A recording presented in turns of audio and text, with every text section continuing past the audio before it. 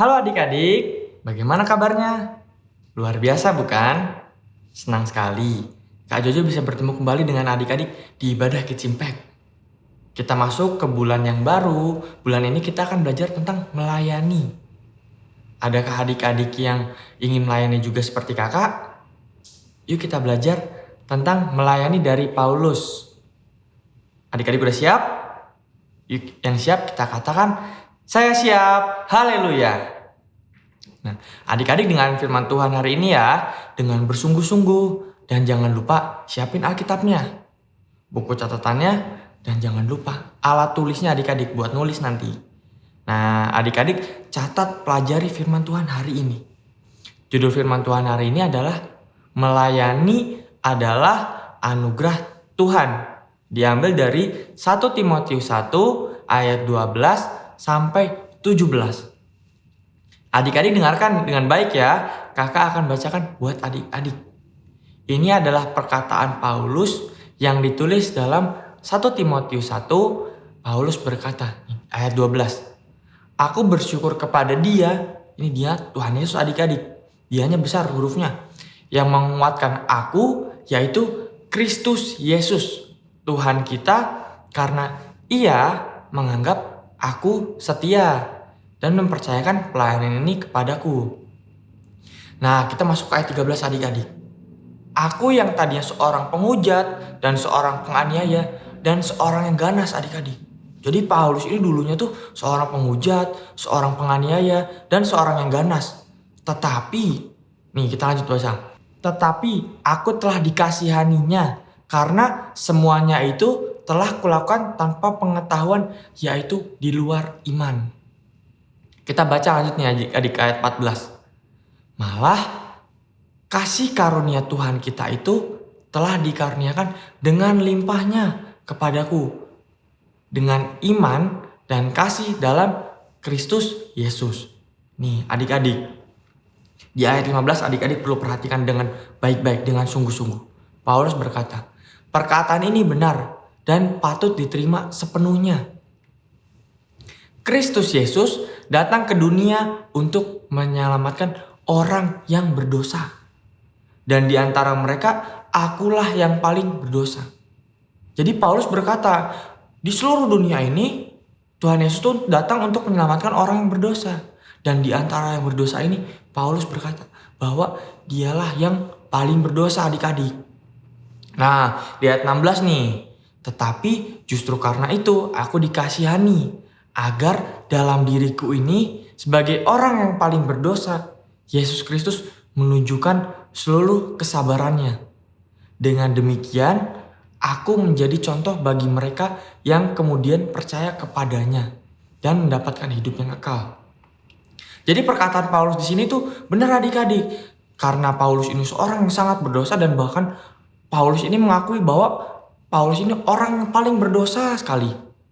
Nah, tapi karena itu Paulus berkata, itu tuh untuk Tuhan Yesus menunjukkan seluruh kesabarannya. Nah, kita lanjut adik-adik ayat 17.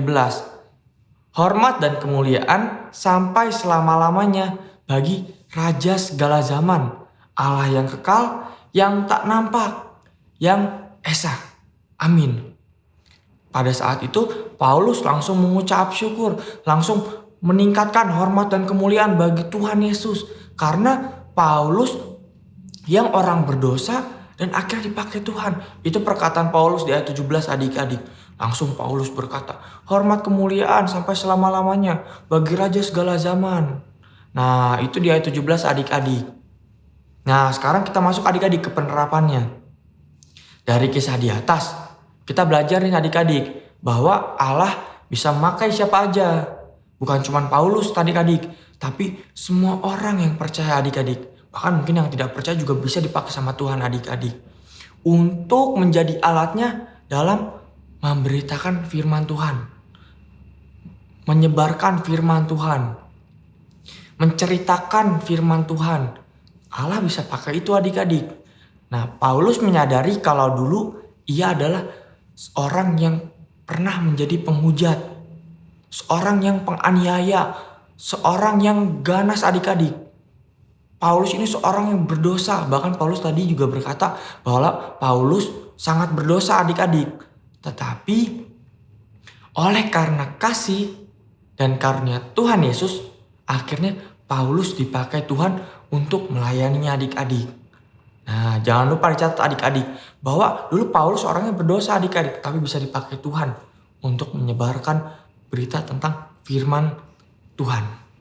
Nah, kita bakal menceritakan tentang 3 hal adik-adik. Kita belajar, adik-adik harus catat ya. Yang pertama, mengucap syukur. Apakah adik-adik sering mengucap syukur atau berterima kasih kepada Tuhan? Terus, apakah adik-adik mudah untuk mengucap syukur kepada Tuhan? Pasti akan lebih mudah adik-adik kalau dilakuin dalam keadaan misalnya kita lagi baik-baik, sedang bahagia, sedang sukacita, dan merasa tidak ada masalah. Itu pasti mengucap syukur sangat mudah adik-adik. Tapi, coba nih, kakak mau ngasih tahu. Kalau misalnya lagi keadaannya sedang sulit, keadaannya sedang susah, lagi banyak masalah, lagi sedih, mengucap syukur tuh akan sangat susah adik-adik dikatakan dalam keadaan begitu. Nah, misalnya nih kakak kasih contoh lagi. Kalau misalnya sedang sakit, terus sedang sedih, sedang berduka, terus ada masalah yang berat banget. Nah, adik-adik pernah ngalaminnya seperti apa? Bisa nggak mengucap syukur di keadaan seperti itu? Kita simak kembali ayat 12 ya. Bagian awal dari ayat tersebut tertulis ungkap dari Paulus kepada Tuhan, yaitu bersyukur. Paulus lebih dulu bersyukur atau berterima kasih kepada Tuhan. Sebab Paulus sebelumnya adalah seorang yang jahat adik-adik. Nah, Tuhanlah yang telah memilih dan memakai Paulus untuk menjadi seorang yang bisa memberitakan Injil. Memberitakan kabar sukacita tentang Tuhan Yesus kepada banyak orang yang belum percaya kepada Tuhan Yesus. Jadi saat ini adik-adik diingatkan kembali ya untuk selalu mengucap syukur kepada Tuhan. Selalu berterima kasih kepada Tuhan untuk semua yang telah adik-adik terima. Nah, jangan lupa meskipun di keadaan adik-adik sedang baik-baik saja, sedang senang, maupun adik-adik sedang sedih, sedang punya masalah yang berat, sedang bingung sekali mau kayak gimana, adik-adik harus tetap mengucap syukur kepada Tuhan. Nah, ini kakak kasih contohnya ya. Misal, bersyukur untuk kesempatan melayani di gereja adik-adik. Seperti ketika kita bertugas sebagai usher, sebagai singer, atau pemain musik mungkin. Sebagai ucapan syukur kepada Tuhan, adik-adik harus melayani dengan sungguh-sungguh. Nggak boleh setengah-setengah, nggak boleh setengah hati adik-adik. Harus bersungguh-sungguh melayani. Itu juga bentuk ucapan syukur kepada Tuhan adik-adik. Terus yang kedua nih, ada contoh lagi. Misalnya mengucap syukur karena selalu diberikan kesehatan. Sehingga dapat pergi ke sekolah, pergi ke gereja untuk beribadah, bisa berolahraga, bermain, dan sebagainya. Adik-adik juga perlu mengucap syukur. Itu merupakan berkat dari Tuhan adik-adik. Adik-adik punya kesehatan, lagi nggak sakit, lagi fit, bisa pergi ke sekolah, ke gereja. Itu merupakan berkat dari Tuhan adik-adik. Jadi jangan lupa untuk selalu mengucap syukur. Nah, mengucap syukur juga nggak boleh setengah-setengah adik-adik. Harus benar-benar mengucap syukur. Nah, terus adik-adik, contoh yang ketiga nih. Kita juga perlu mengucap syukur kepada Tuhan memberkati pekerjaan mama dan papa. Sehingga adik-adik bisa bersekolah, bisa memakai pakaian yang bagus, yang baik, yang rapi, terus bisa menikmati makanan setiap hari, dan masih banyak lagi. Nah, adik-adik di sini juga perlu mengucap syukur. Ketika mama dan papa diberkati sama Tuhan, pekerjaannya diberkati, itu juga merupakan berkat yang adik-adik dapatkan dengan Tuhan Yesus memberkati orang tua adik-adik. Jadi adik-adik perlu mengucap syukur lebih lagi kepada Tuhan. Terus nih adik-adik kita catat poin yang kedua. Yaitu melayani dengan sungguh-sungguh karena sudah dipercaya. Pada awalnya nama Paulus adalah Saulus adik-adik. Orang yang kejam, yang melakukan segala hal-hal yang berdosa. Ya seorang yang jahat adik-adik. Ia berusaha menangkap dan menganiaya murid Tuhan Yesus. Jadi dia jahat adik-adik dulu pas namanya jadi Saulus. Tetapi setelah bertemu Tuhan Yesus, nama Saulus berganti menjadi Paulus. Dan ia dipakai Tuhan untuk melayani Tuhan. Dipercaya untuk memberitakan Injil atau menceritakan tentang Tuhan Yesus kepada orang yang banyak. Bagi Paulus, bisa melayani Tuhan itu merupakan kasih karunia dari Tuhan. Paulus melayani dengan sungguh-sungguh adik-adik. Nggak setengah-setengah adik-adik, tapi benar-benar dengan sungguh-sungguh. Karena sudah dipercaya oleh Tuhan Yesus. Bukan karena kepintaran Paulus, tapi karena pertolongan Tuhan adik-adik. Paulus merasa orang yang paling berdosa dan ia lalu diselamatkan oleh Tuhan Yesus. Karena itu adik-adik, Paulus juga ingin bersaksi agar orang lain juga diselamatkan seperti dirinya. Bukan hanya Paulus yang telah diberi kepercayaan oleh Tuhan. Adik-adik pun saat ini diberi kepercayaan untuk melayani. Nah, kepercayaan seperti apakah yang sudah adik-adik terima? Kakak bakal kasih tahu beberapa contoh ya. Adik-adik cermati. Nih misal, mama minta tolong untuk adik-adik menjaga saudara kalian, adik kalian. Nah, apakah kalian sudah melakukan dengan bersungguh-sungguh? Bukan setengah-setengah? Nah, sungguh-sungguh di sini berarti kalian tidak meninggalkan adik begitu saja. Misalnya untuk bermain sendiri, untuk bermain sama teman di luar. Nah, saat kalian melakukan dengan sungguh-sungguh, menjaga adik dengan sungguh-sungguh, tidak ditinggalin main, berarti adik-adik adalah anak yang setia, sehingga dapat dipercaya. Terus, yang kedua nih, kakak ada contoh lain nih. Misalnya saat adik-adik mau beribadah, dan mama ngajak adik-adik untuk mempersiapkan uang buat persembahan. Nah, sudahkah adik-adik mempersembahkan persembahan yang dipersiapkan dengan setia? Apakah sudah dimasukkan ke tempat persembahan? Atau sudah ditransfer dengan baik? Kalau adik-adik sudah melakukannya, berarti adik-adik adalah anak yang setia dan bisa dipercaya. Jangan sampai persembahan yang sudah kalian siapkan bersama mama malah tidak diberikan semuanya adik-adik. Tapi misalnya malah dipakai buat jajan, dipakai buat beli mainan, itu jangan adik-adik. Harus dikasih semuanya yang diberikan dari mama kepada Tuhan. Di persembahan itu dimasukkan, diberikan transfer dengan baik. Nah, karena Tuhan sudah memberikan kesempatan untuk adik-adik bisa beribadah, sudahkah adik-adik memuji Tuhan dengan sungguh-sungguh? Kalau adik-adik bisa dipercaya, berarti adik-adik pasti mengikuti ibadah dengan fokus. Tidak sambil main game, tidak sambil makan, tidak sambil minum. Tapi adik-adik benar-benar fokus mendengarkan firman Tuhan. Adik-adik tidak ngomong sama sebelah kirinya, sebelah kanannya. Adik-adik tidak lari-larian. Adik-adik fokus mendengarkan firman Tuhan. Nah, sekarang kita masuk poin yang ketiga adik-adik. Yaitu komitmen. Komitmen bisa juga sungguh-sungguh dalam pelayanan adik-adik. Apakah Paulus seorang yang malas?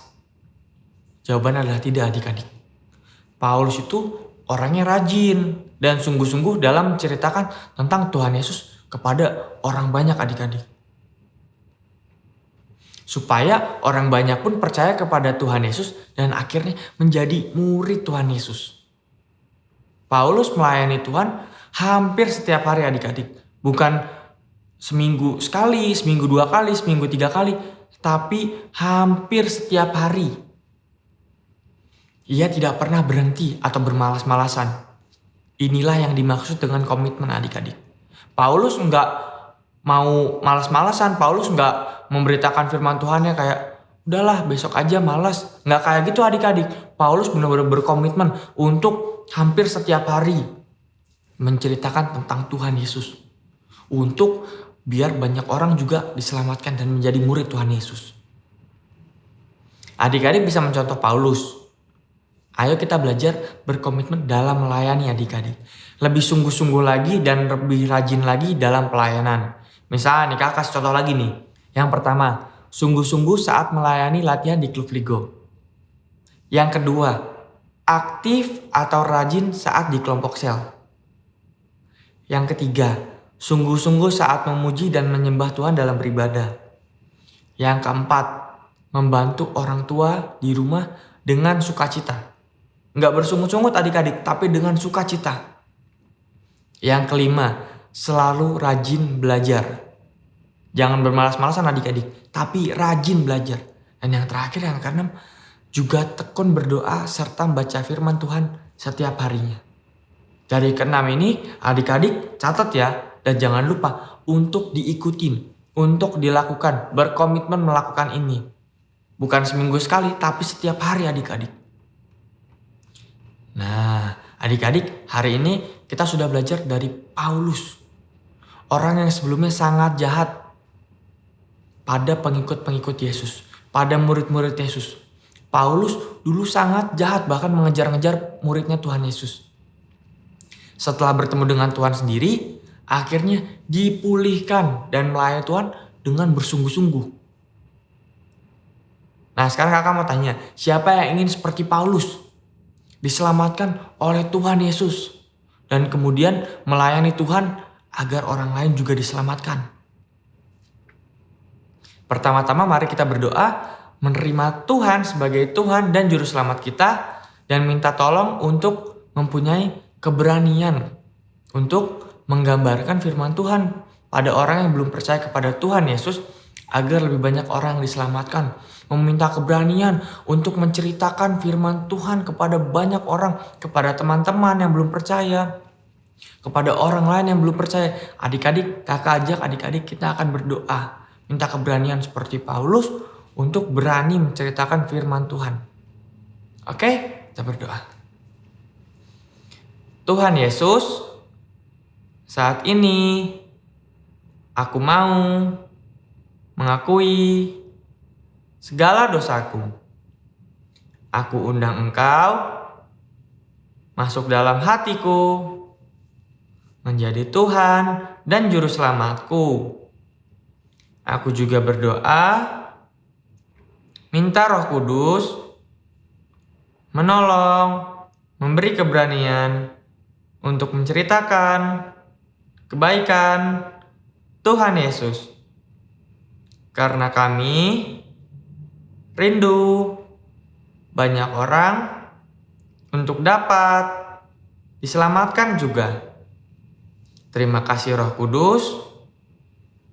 Aku sudah berdoa dan mengucap syukur. Haleluya. Haleluya. Amin. Nah, adik-adik, sekarang kita masuk ke ayat emas minggu ini. Nah, ayat emas minggu ini diambil dari 1 Timotius 1 ayat ke-12. Nah, di sini kakak bakal bacain dulu adik-adik. Nanti adik-adik catat. Nah, adik-adik lakuin terus, baca terus setiap harinya sampai adik-adik bisa hafal. Oke? Nah, sekarang kakak baca ya. 1 Timotius 1 ayat yang ke-12. Aku bersyukur kepada Dia yang menguatkan aku, yaitu Kristus Yesus, Tuhan kita, karena Ia menganggap aku setia dan mempercayakan pelayanan ini kepadaku. Nah, adik-adik nanti catat, diulang lagi sampai adik-adik benar-benar hafal. Nah, kita udah di ujung adik-adik, udah selesai nih. Demikian firman Tuhan minggu ini adik-adik.